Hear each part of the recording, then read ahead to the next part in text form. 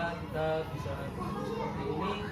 Maaf ya Bu ya, saya ingin sedikit mewawancarai dengan tentang dilema etika yang ada di SD Negeri Kertoharjo 1. Ya. Saya langsung saja di pertanyaan yang pertama Bu, selama ini bagaimana Anda dapat mengidentifikasi kasus-kasus yang merupakan dilema etika Bu? Iya. Jadi di sekolah tentu saja ada beberapa kasus ya Pak, apakah itu rujukan moral dan dilema etika. Kalau menurut saya ya rujukan moral itu jelas ya Pak ya, antara benar dan salah. Tapi kalau di dilema etika itu adanya pernyataan yang benar dan satunya lagi itu yang meragukan itu seperti itu ya. Baik Bu, untuk selanjutnya, selama ini bagaimana Bu menjalankan pengambilan keputusan di sekolah, terutama untuk kasus-kasus di mana ada dua kepentingan yang sama-sama benar atau sama-sama mengandung nilai kebajikan? Ya, tentu saja dalam pengambilan keputusan apapun itu Pak Teguh, saya selalu berkolaborasi, kemudian saya komunikasikan dengan pihak-pihak terkait yang saat itu menjadi pokok masalahnya. Apakah itu murid, orang tua maupun guru.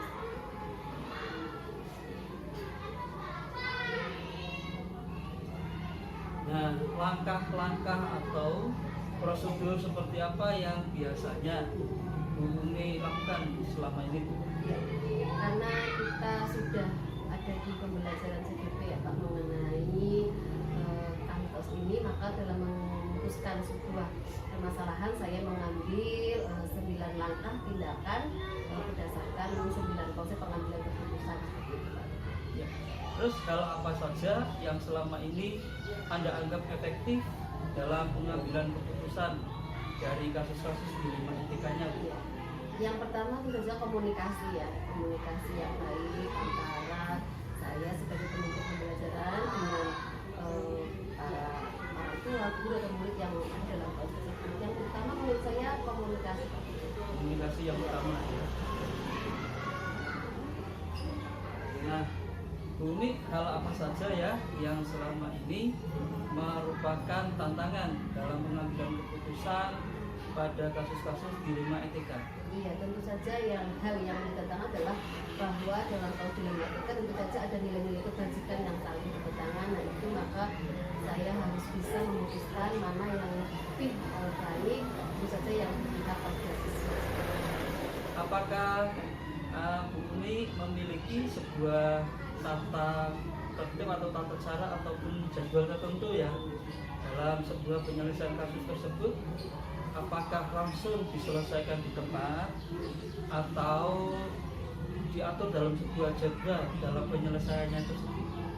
Kalau ada permasalahan, saya tidak bisa langsung dijadwal gitu ya Pak. Saya selalu berdasarkan urgensi mana yang lebih dulu harus saya selesaikan, maka langsung saya lakukan dan saya komunikasikan dengan pihak-pihak yang terkait. Ya, jadi jika tidak ada nilai-nilai dilema etikanya bisa langsung diputuskan. Iya. Gitu ya. Kecuali kalau beberapa hal perlu pertimbangan maka diatur waktunya. Iya. Ya, nanti Bu ya. So, berikutnya, adakah seseorang atau faktor-faktor apa saja yang selama ini mempermudah atau membantu dalam pengambilan keputusan di kasus dilema etikanya?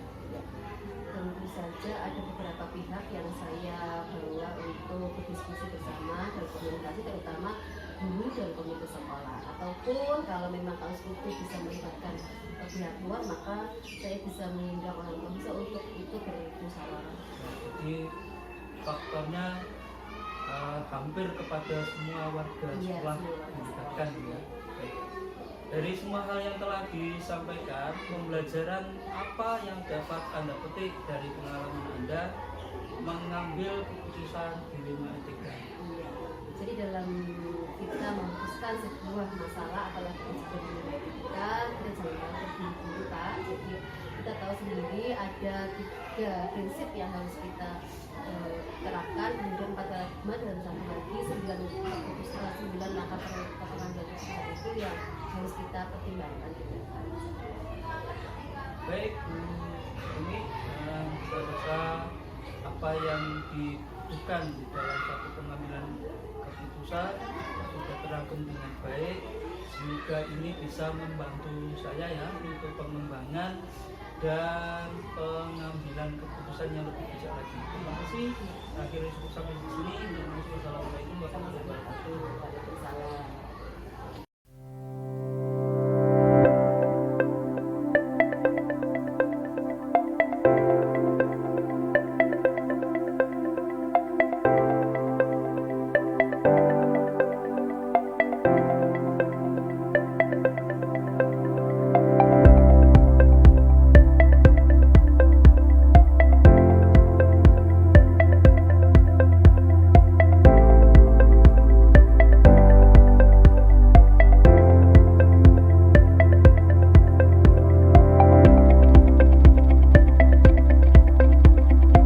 Assalamualaikum warahmatullahi wabarakatuh. Selamat pagi Bu Walina. Selamat pagi Pak. Ya maaf mengganggu waktunya Bu ya. Mohon izin hari ini saya ketemu dengan mau minta untuk wawancara tentang dilema etika yang ada di SD Negeri Kradenan Satu. Oke, monggo silakan Pak. Baik, Bisa saya akan membantu dengan ya terima kasih ya. Baik, yang pertama Bu, saya ingin menanyakan selama ini bagaimana Bu Walina dapat mengidentifikasi kasus-kasus yang merupakan dilema etika di SD Negeri Kradenan Satu. Berdasarkan masalah atau kasus yang ada di sekolah kami terkait dengan dilema etika pada pengujian paradigma benar lawan benar, yaitu jangka pendek versus jangka panjang, dan tidak ada rujukan moral Pak dalam kasus ini karena tidak ada pelanggaran hukum yang terjadi, sehingga untuk mengidentifikasi antara dilema etika dan rujukan moral itu perlu dilihat dari tipe kasusnya dulu. Baik, terima kasih ya. Jadi tidak muncul rujukan moral sehingga tidak ada pelanggaran hukum yang terjadi. Yang kedua, saya ingin tanyakan selama ini bagaimana jenengan menjalankan pengambilan keputusan di sekolah Anda, terutama untuk kasus-kasus di mana ada dilema etikanya.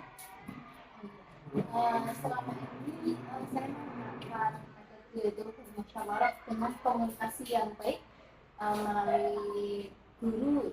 Awalnya komunikasi individu, terus ketika sudah mufakat kami rapatkan lagi bersama sehingga menghasilkan hasil yang bisa diterima oleh semua guru.